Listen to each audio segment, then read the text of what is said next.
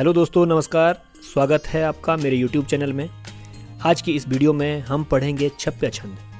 छप्य छंद को पढ़ने से पहले मैं हल्की सी पुनरावृत्ति शीघ्रता से करना चाहूँगा, क्योंकि जो छप्य छंद है ये अंतिम मात्रिक छंद है। मात्रिक छंद में हमने 3 तरह के छंद पढ़े: सम मात्रिक छंद, अर्ध सम मात्रिक छंद और विषम मात्रिक छंद। दोस्तों, सम मात्रिक छंद की अगर बात करें, चौपाई छंद हमने पढ़ा। हमने बताया 4 चरण रहते हैं उसमें और 16-16 मात्राएं रहती हैं उसमें प्रत्येक चरण में। उसके बाद हमने रोला छंद की बात की, उसमें 24 मात्राएं थी, 11 और 13 पर यति थी। गीतिका छंद जिसमें 26 मात्राएं थी, 14 और 12 पर यति थी। इसके बाद हमने हरि गीतिका छंद पढ़ा जो 28 मात्राओं का था, जिसमें 16 और 12 मात्राओं पर यति थी।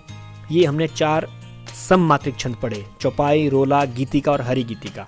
इसके बाद हमने पढ़ा अर्ध सम मात्रिक छंद। अर्ध सम में हमने पढ़ा दोहा। सर्वप्रथम दोहा पढ़ा। दोहा में मैंने आपको बताया कि इसमें 24 मात्राएं रहती है प्रत्येक चरण में, 13 और 11 पर इसमें यति रहती है। सोरठा हमने पढ़ा जिसमें मैंने आपको बताया 24 मात्राएं रहती है, 11 और 13 पर यति रहती है। हमने बरवे छंद पढ़ा जिसमें हमने बताया कि 12 और 7 पर जो है यति होती है। उसके बाद हमने उलाला छंद पढ़ा। उलाला में मैंने आपको बताया उलाला छंद जो है 2 तरह का रहता है। एक 28 मात्राओं वाला होता है जिसमें 15 और 13 पर मात्राओं पर यति रहती है। दूसरा 26 मात्राओं वाला होता है जिसमें 13 और 13 पर जो है यति रहती है। तो दोस्तों, इसके बाद हमने पढ़े विषम मात्रिक छंद। विषम मात्रिक छंद में मैंने इससे पहले छप्य छंद से पहले आपको कुंडली छंद के बारे में बताया और एक अच्छे ट्रिक के माध्यम से आपको बताया कि किस तरह से आप उस ट्रिक के माध्यम से कुंडली छंद को जिंदगी भर याद रख सकते हो।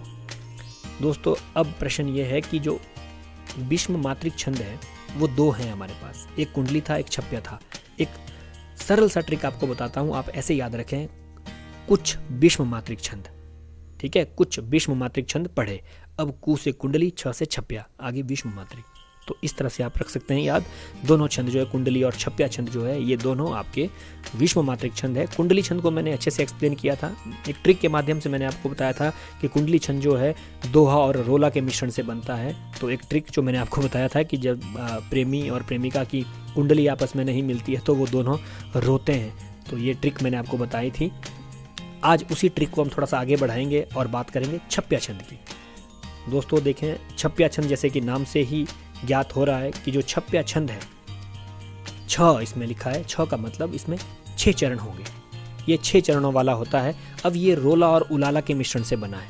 अब ये कैसे आप याद रखेंगे कि रोला और उलाला छंद के योग या मिश्रण से ये बना है?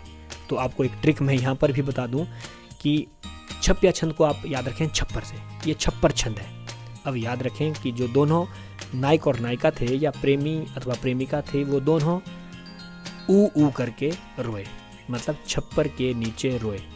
ठीक है, ना पार्क में रोए ना कहीं और, वो छप्पर के नीचे ऊ करके रोए। देखिए दोस्तों, ये ट्रिक आपको एक अच्छा हो सकता है कि आप इसको अच्छे से याद रखें और कभी ना भूलें। तो मैंने कोशिश की है कि मैं हर चीज़ आपको ट्रिक के माध्यम से याद करवाऊँ। तो आइए जानते हैं छप्या छंद की परिभाषा के बारे में। ठीक है दोस्तों, अब देखिए, यह विषम मात्रिक संयुक्त छंद है। अब विषम मात्रिक है, अब हम पढ़ेंगे कैसे ये विषम मात्रिक है। और संयुक्त छंद है, संयुक्त माने 2 छंदों के मिश्रण से ये बनता है। इसमें 6 चरण होते हैं, जैसे कि आपको बताया मैंने, छप्या 6, तो ये 6 का मतलब 6 चरण होते हैं। प्रथम 4 चरण में रोला छंद, मतलब पहले रोला छंद होगा, अंतिम 2 चरण उलाला छंद के। तो इस तरह हमारा छप्या छंद कंप्लीट होगा। छप्य में उलाला के, अब देखें दोस्तों, उलाला के सम विषम चरणों का यह योग 15, 13, 28 या 26 मात्राओं वाला होगा और यही अधिक प्रचलित है। तो ये उदाहरण मैंने लिया है मैथिली शरण गुप्त, जो हमारे राष्ट्रीय कवि हैं, उनकी एक बहुत ही बहुचर्चित या प्रसिद्ध कविता मातृभूमि से। देखें जरा: नीलांबर परिधान हरित पट पर सुंदर है, सूर्य चंद्र युग मुकुट मेखला रत्नाकर है, नदियां प्रेम प्रवाह फूल तारे मंडन है, वंदी जन खगवृंद शेष फन सिंहासन है। देखिए दोस्तों, ये जो कविता है मातृभूमि कविता है, इस कविता में वसुंधरा धरती माता की गौरव गाथा और उनके सौंदर्य का गुणगान किया गया है।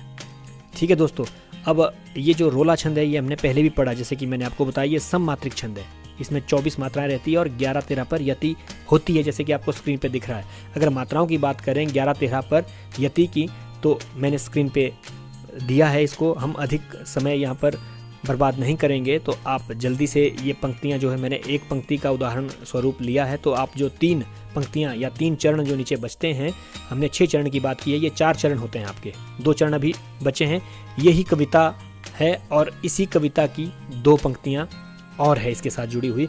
करते अभिषेक पयोध है बलिहारी इस वेश की, हे मातृभूमि तो सत्या ही सगुण मूर्ति सर्वेश की। देखिए दोस्तों, जो अंतिम पंक्ति है उलाला की दूसरी पंक्ति मानेंगे आप, और छप्या की अंतिम पंक्ति होगी ये।